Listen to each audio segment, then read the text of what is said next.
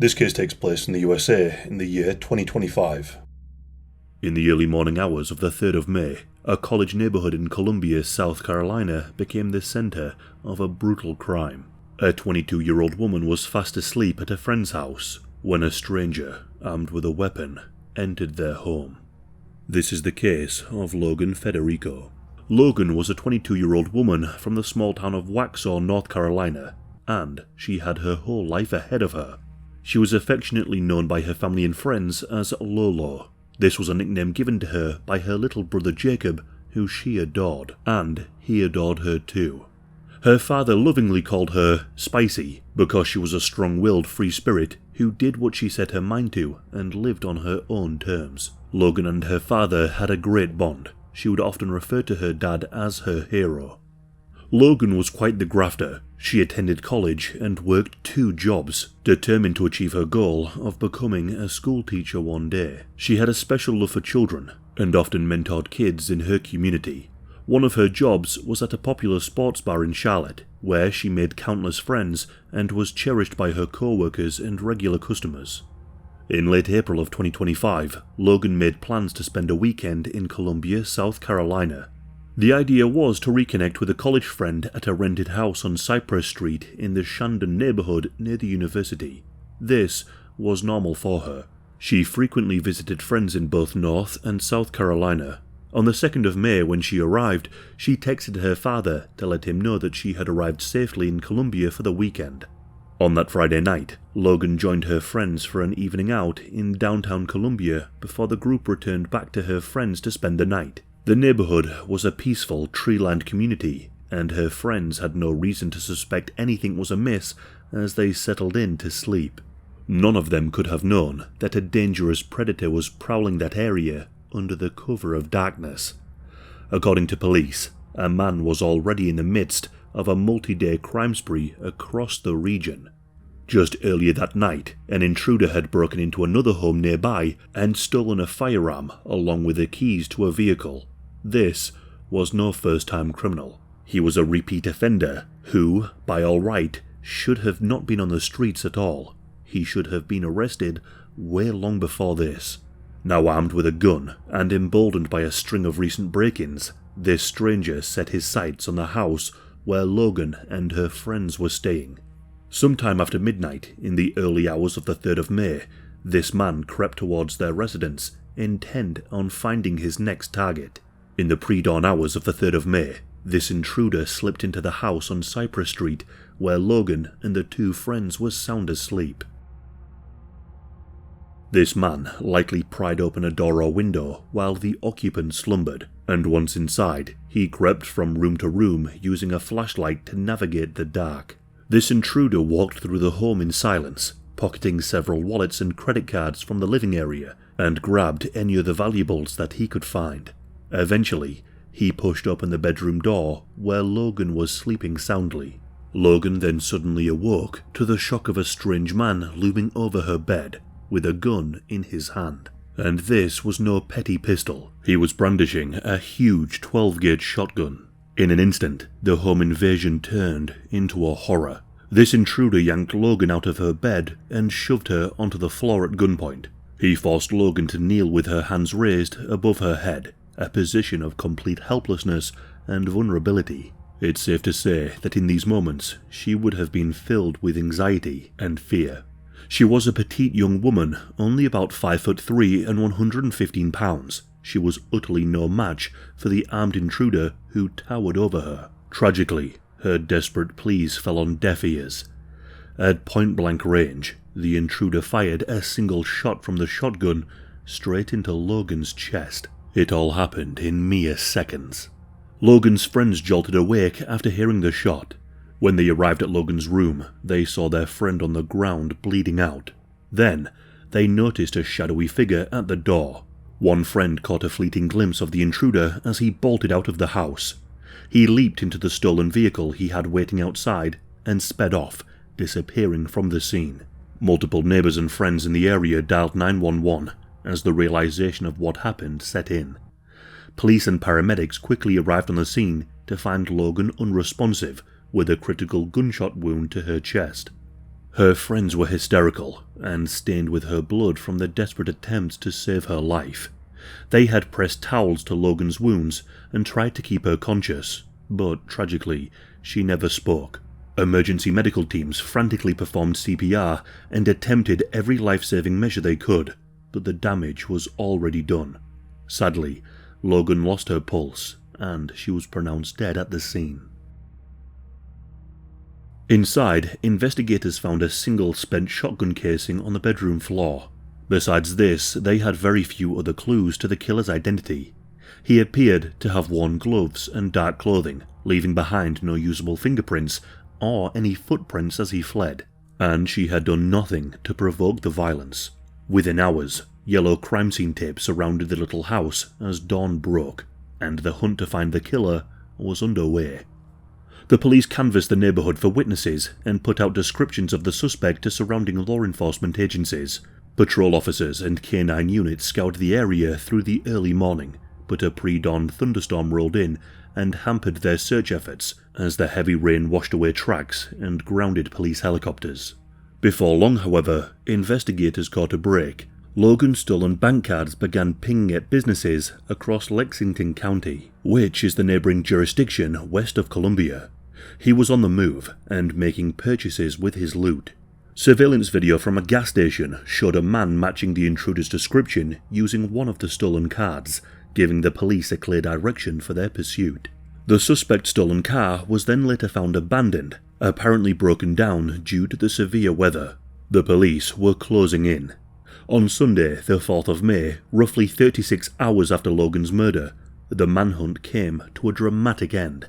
Lexington County deputies responding to a break-in and a fire at a home in the town of Gaston suddenly found themselves face to face with this wanted man. The suspect had broken into the rural house and a fire erupted inside, possibly set by him in a desperate attempt to create more chaos. Officers surrounded the burning building and managed to pull the suspect out through a window to safety. They then placed him under arrest. After a frantic 2-day search, the elusive killer was finally in custody. Back in Columbia, the police confirmed that the man they had captured was indeed the same person responsible for Logan's murder. And he was identified, 30-year-old Alexander Dickey. Alexander was a South Carolina resident with a long history of arrests. He was quickly charged with murder, multiple counts of burglary, weapons possession, auto theft, fraud, along many other offences over his 2-day spree. He was booked into a jail and held without bond, pending the trial. On the 5th of May, Columbia Police Department officials held a press conference to announce Alexander's arrest and to assure the public that the threat was now over. They outlined how he had committed multiple thefts and break-ins around the same time of Logan's killing and vowed to fully prosecute him. The arrest brought a huge sense of relief to the community and to Logan's grieving family. But for the investigators, the case was far from over. They now had to piece together the full extent of Alexander's actions and prepare a case to ensure that he would face justice for every crime he committed during those days. But the question on everyone's mind was, who is Alexander Dickey? Alexander grew up in South Carolina, and by his late teens, he had already begun building a notorious criminal record. Since turning 18, Alexander has been charged with at least 48 offences across 14 separate incidences, ranging from petty theft to serious violent felonies. He specialised in property crimes, so breaking into cars and buildings to steal valuables. But his rap sheet also included violence, like a strong-armed robbery he committed in his early 20s. He served 3 short-term prison stints. From late 2014 to mid-2017, he was incarcerated for a grand larceny and a burglary conviction. Again for a few months in 2018 for a drug charge, and then for just over a year in 2019 to 2020 for a robbery conviction. Each time he was released early on parole after only serving a fraction of his sentence. He repeatedly violated probation by committing new crimes or infractions that should have put him behind bars for years longer, but for reasons that are not entirely clear, these potential penalties were not enforced. By 2023, Alexander was a free man despite over a decade of criminal activity. That year he was arrested yet again for burglary and could have faced a 5 to 10 year prison term, But the prosecutor struck a plea deal and a judge sentenced him to time served. By that point, he had been in jail for 411 days awaiting trial. This lenient outcome was in part due to a clerical mistake. Some of Alexander's prior convictions never appeared on his record, so the 2023 case was treated as if it was his first ever burglary. Unbeknownst to the court, he was actually a repeat burglar, but the State Law Enforcement Division database had failed to include a 2014 arrest because his fingerprints were never submitted. Officials later said that if all of his past crimes had been known, the plea deal would never have been offered, and Alexander likely would have stayed in prison for several more years. Instead, he walked out of jail in 2024 on probation, free to re-offend. By spring of 2025, the 30-year-old appeared to be a drifter living off theft.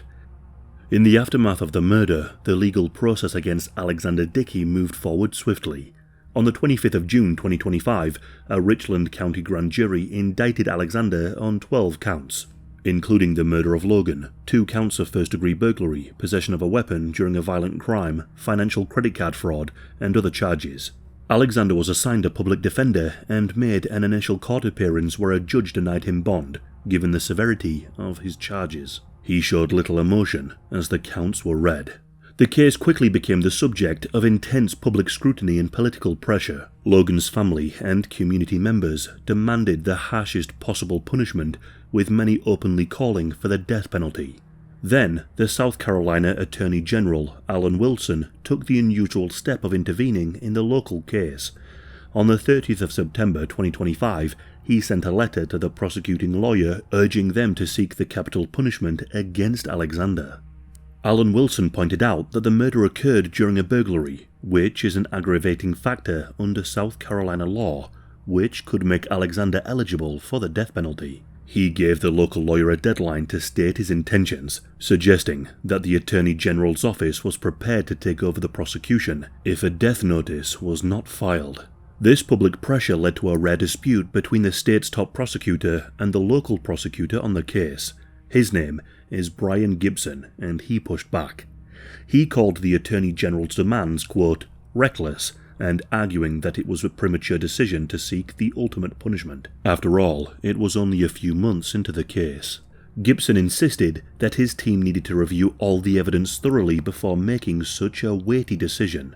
In response, the Attorney General assigned one of his senior capital litigation attorneys, Melody Brown, to assist in the Richland County prosecution team and to ensure the case was handled with utmost care. As this legal tug-of-war played out publicly, Alexander's defense attorney remained relatively quiet. Alexander eventually pleaded not guilty to all charges at his arraignment. No trial date was immediately set, as attorneys on both sides began the lengthy process of discovery and pre-trial motions. The South Carolina governor publicly stated that the crime should not have happened and called for accountability at every level. The murder of Logan has sent shockwaves through the country. In the weeks after her death, hundreds of mourners gathered for Logan's celebration of life in Waxhaw. There was a sea of people wearing her favourite colour pink in her honour. Friends and family took turns sharing stories of Logan's kindness. And at the same time, Logan's grieving father, Stephen Federico, channeled his pain into a public crusade for accountability. In late September of 2025, Stephen testified before a US House Judiciary Subcommittee on Victims of Crime, where he recounted in heartbreaking detail how Logan begged for her life and how she was mindlessly murdered by a repeat offender who should never have been on the streets. Here's what I need you to do. When I tell you this story, think about your kids. Think about your child coming home from a night out with their friends, laying down, going to sleep, feeling somebody come in the room and wake them and drag her out of bed, naked, forced on her knees, with her hands over her head, begging for her life, begging for her hero, her father, me, that couldn't be there. She was 5'3". She weighed 115 pounds.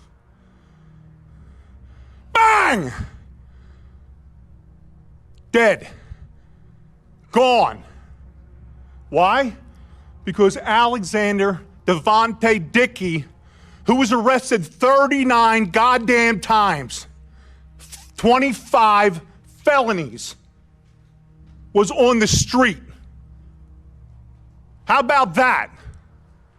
How good are we doing for our family? How good are you doing for your kids? He should have been in jail for over 140 years for all the crimes he committed. You know how much time he spent in prison? I could sit down in a room and I could explain the whole process of how it failed, how South Carolina failed, Logan, okay? How lack of communication. What y'all did, you woke up a beast and you pissed off the wrong daddy. Because I'm going to put it out there, and I'm not going to be quiet until somebody helps. This went viral and put intense pressure on state officials to act, and by October of 2025, several members of Congress had taken up the case. To many, the case of Logan Federico highlights a chilling reality. One bureaucratic error and one lenient deal were all it took to unleash a preventable tragedy. Logan's loved ones find some comfort in knowing that her story has prompted some action, a push to make sure that no other family loses someone so precious because the system failed to lock up a known threat. In the words of Logan's father, "My daughter's spirit will live on to protect others."